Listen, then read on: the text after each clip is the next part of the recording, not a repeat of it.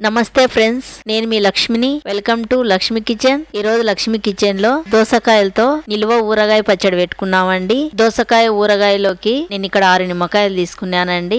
6 నిమ్మకాయలు కట్ చేసుకొని నేను లెమన్ జ్యూస్ తీసుకున్నానండి. ఇక్కడ పచ్చడి పెట్టనీకి నేను 6 దోసకాయలు తీసుకున్నానండి. ఈ 6 దోసకాయలను వాటర్ లేసి తడి లేకుండా బాగా తుడిచినానండి. 1 గంట సేపు తడి లేకుండా పక్కన పెట్టుకున్నాను. గంట తర్వాత చూపిస్తున్నానండి మీకు. ఈ 6 దోసకాయలు చాలా గట్టిగా ఉన్నాయండి. మెత్తగా ఉంటే గినక మనకు పచ్చడి పెట్టనీకి చాలా బాగుండదండి. ఈ పచ్చడి కూడా ఎక్కువ రోజులు నిల్వ ఉండదండి. ఇక్కడ నేను దోసకాయలు చూపించానండి.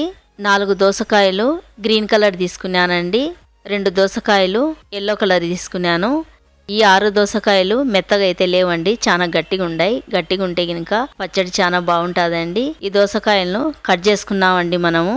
ఇక్కడ నేను కట్ చేసుకుంటున్నానండి. దోసకాయలన్నీ ఇత్తనాలన్నీ తీసేస్తున్నానండి. మీకు ఇష్టం అయితే గినక ఇత్తనాలతో కూడా చేసుకుంటే గినక పచ్చడి చాలా బాగుంటుందండి. నేనైతే గినక తీసేస్తున్నానండి.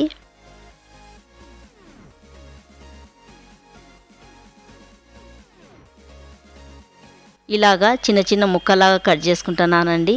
మామిడికాయల ఒప్పలంతా కట్ చేసుకుంటున్నానండి. అటు ఇటు ఇది మామిడికాయల పచ్చడిలాగానే ఉంటుందండి.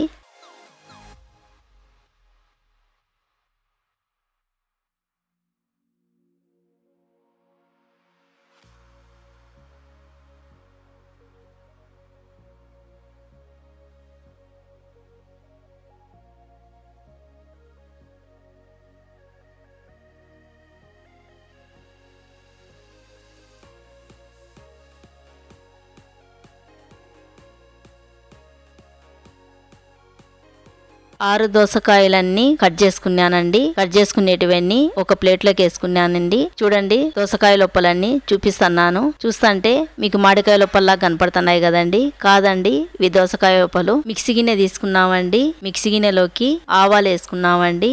ఈ ఆవాలను నేను ఫ్రై చేయలేదండి, పచ్చివే వేసుకుంటున్నాను. ఇవి 1 గంట సేపు నేను ఎండలో ఎండబెట్టుకున్నానండి, అందుకే ఫ్రై చేయలేదు. ఈ ఆవాలను సంగం ఆవాలు అంటారండి. ఇవి సన్నగా ఉంటాయి. కేవలం పచ్చడికి మాత్రమే వేసుకుంటారు. ఈ ఆవాలను 1 స్పూన్ మెంతులు వేసుకున్నాం. 2 స్పూన్లు జీలకర్ర వేసుకున్నామండి. ఇవన్నీ నేనేం ఫ్రై చేయలేదండి, ఎండలో ఎండబెట్టుకునేటివి వేస్తున్నాను.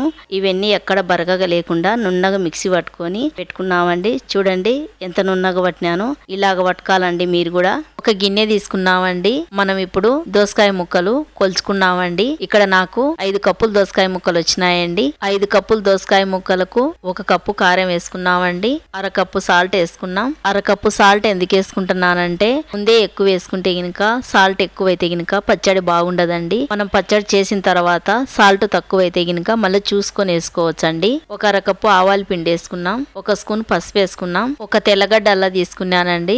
తెల్లగడ్డ అంతా పొట్టు తీసుకొని వేసుకుందాం. నేను 6 నిమ్మకాయలు తీసుకున్నానండి. 6 నిమ్మకాయలకు లెమన్ జ్యూస్ 1/2 కప్పు వచ్చిందండి. ఈ 1/2 కప్పు లెమన్ జ్యూస్ వేసుకున్నామండి.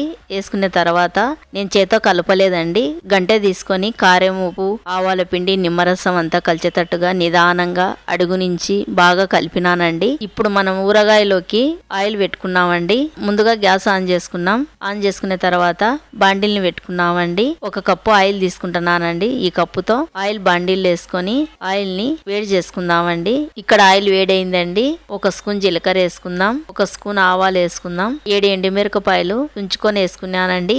1 స్పూన్ అల్లం పేస్ట్ వేసుకుందాం. ఈ అల్లం పేస్ట్ ఫ్రెష్ గా దంచినేదండి. మనం ఎప్పుడైనా దంచి నిల్వ పెట్టుకుంటాం కదా, ఆ అల్లం పేస్ట్ కాదండి, మనం ఊరగాయ పచ్చడి చేస్తున్నాం కదండి. ఫ్రెష్ గా దంచినది పెట్టుకుంటే చాలా బాగుంటాదండి పచ్చడి. కొంచెం కరివేపాకు వేసుకున్నాం. కరివేపాకు వేసుకున్న తర్వాత గంటె తీసుకొని అంతా ఒకసారి కలిపి తాలింపును నిదానంగా బాగా ఫ్రై చేసుకున్నామండి. కరివేపాకు పచ్చిగా ఉండకూడదండి, లేకుంటే గినక మనం పెట్టే ఊరగాయ పచ్చడి చెడిపోతాదండి. కరివేపాకు బాగా ఫ్రై కావాలండి. ఇక్కడ తాలింపు బాగా ఫ్రై అయిందండి.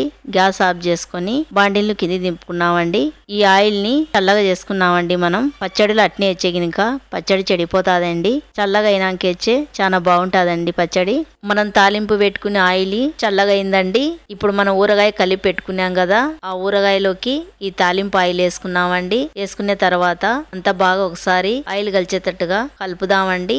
దోసకాయ ఊరగాయలోకి 1 కప్పే ఆయిల్ వేసుకుంటున్నానండి నేను. మీకు కావాలంటే గినుక ఇంకొక అరకప్పు కూడా ఎక్కువ వేసుకోవచ్చండి. పచ్చడిలో ఆయిల్ తక్కువ వేసినానండి. దోసకాయలో నుంచి నీరు వచ్చాది కాబట్టి నేను అందుకే తక్కువ వేసినానండి ఆయిల్. ఈ దోసకాయ ఊరగాయను ఒక రోజంతా మగ్గించుకున్నామండి. ఒక రోజు తర్వాత చూపిస్తున్నాను చూడండి. పచ్చడి చాలా బాగుంది కదండి. నేను పచ్చడిలో ఆయిల్ తక్కువ వేసుకున్నానండి. అంతేనండి, మన దోసకాయ నిల్వ ఊరగాయ పచ్చడి రెడీ అయిపోయిందండి. ఒక ప్లేట్లోకి అన్నం వేసుకుంటున్నానండి నేను. మనం దోసకాయ ఊరగాయ పచ్చడి పెట్టుకున్నాం కదండి, ఆ పచ్చడి వేసుకొని అన్నాన్ని బాగా కలిపి ఒక ముద్ద తీసుకొని నేను తిన్నానండి. కారము ఉప్పు అన్ని కరెక్ట్గా సరిపోయినాయండి. చాలా బాగుందండి దోసకాయ ఊరగాయ. మీరు కూడా ఈ పచ్చడిని ట్రై చేయండి. నేను చెప్పిన కొలతల ప్రకారం కరెక్ట్గా సరిపోతాయండి. ఈ దోసకాయ ఊరగాయ పచ్చడితో అన్నం తింటే ఎంత తింటనే కూడా తినాలనిపిస్తుంది అండి. మీరు కూడా ఈ దోసకాయ ఊరగాయ పచ్చడిని ట్రై చేయండి. చాలా బాగుంటుందండి అన్నంలోకి అయితే. నా వీడియో నచ్చితే నాకు లైక్ చేసి సపోర్ట్ చేయండి. ఇంకో కొత్త రెసిపీతో మళ్ళీ కలుద్దామండి.